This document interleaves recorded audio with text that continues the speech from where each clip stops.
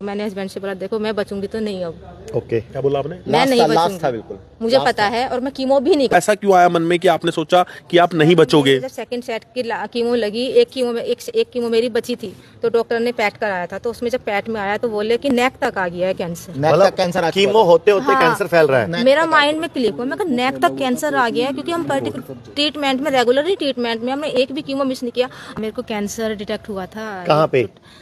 Sir वो लोग तो अननोन प्राइमरी बता रहे थे कि मेटास्टेटिस है, लास्ट स्टेज, ऑल बॉडी में फैला हुआ है और नेक तक आ गया है मेरी। फिर 6 महीने बाद से, मतलब मेरे 2-3 महीने बाद हाथों पैरों में पेन रहने लगा था बहुत ज़्यादा। तो फिर से पैट हुआ तो उसमें बोले फिर से वापस आ गया है, लंग्स में आया इस बार और भयंकर रूप से। अच्छा, पहले से बढ़ के आया, भयंकर रूप से आया। तो बोले कि कीमो लगानी पड़ेगी। फिर कीमो लगी सर, तो बस सेकंड टाइम कीमो जो लगी 4-5 सेट लगे थे, 6 सेट मेरे को फिर बर्दाश्त नहीं हो पाई।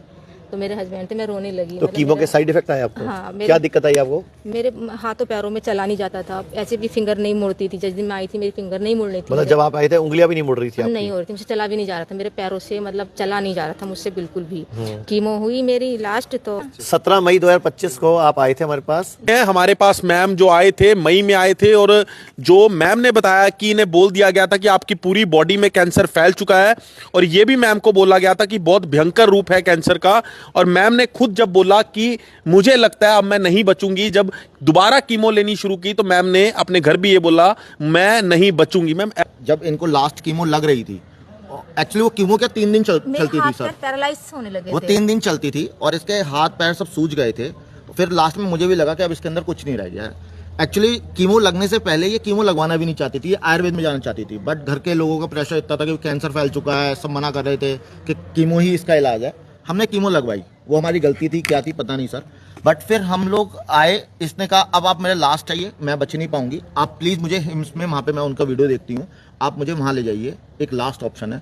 हम नेक्स्ट डे आपके पास आ गए सर, यहाँ पे डॉक्टर प्रियांक से मिले। डॉक्टर प्रियांक सर से जब मेरी बात हुई तो सर ने मुझसे कहा देखो इनकी बॉडी में पूरे में कैंसर फैल चुका है, इनमें अब कुछ रह नहीं गया है, बस इनके पास 15% चांसेस है। सर ने बोला, प्रियांक सर ने मुझसे, आप चांस लेंगे? मैंने कहा सर मैं 15% चांसेस है, मैं पक्का लूंगा। सब 2 दिन नहीं हुए थे, 2 से 3 दिन ये खुद दौड़ रही थी यहाँ पे पूरे आपके। तो कितने दिन रुक के गए थे आप हमारे यहाँ? 14 डेज। 14 डेज। तो अब जो टेस्ट कराए उसमें क्या आया है?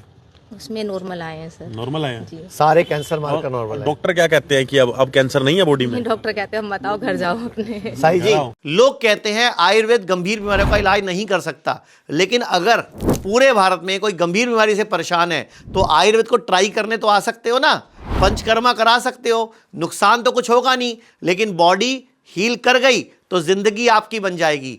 और सभी प्रकार के हेल्थ इंश्योरेंस हमारे 120 सेंटरों पर चलते हैं।